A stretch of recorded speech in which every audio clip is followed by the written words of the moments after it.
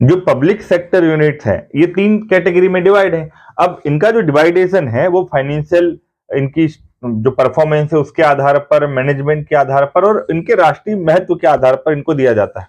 अब यदि कोई कंपनी को महारत्न का दर्जा मिल गया तो महारत्न कंपनी कैसे बनेगी? जो नवरत्न होती है कंपनियां, जैसे अभी भारत में 26 नवरत्न कंपनियां हो गई हैं, तो नवरत्न को ही अपग्रेड करके क्या कर देते हैं, महारत्न कर देते हैं। मगर महारत्न का दर्जा लेने के लिए कुछ चीजें हैं, जैसे पिछले 3 सालों में उस कंपनी का टर्नओवर होना चाहिए 25,000 करोड़।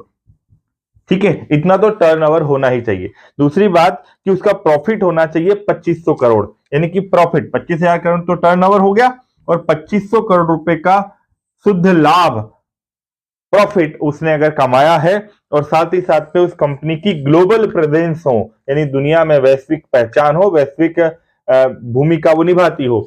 अगर इतनी क्वालिटी इस कंपनी में है तो उसे हम क्या अपग्रेड कर देंगे, महारत्न कंपनी का दर्जा दे देंगे। और अगर महारत्न कंपनी का दर्जा दे दिया तो उससे निर्णय लेने में आसानी होती है, उसका प्रबंधन मजबूत होता है, फाइनेंशियल स्ट्रक्चर, फाइनेंशियल ऑटोनोमस उनको प्रोवाइड किया जाता है और वो कंपनी जो है वो ज्यादा अच्छे तरीके से अपने फैसले लेकर के देश के विकास में भूमिका निभा सकती है।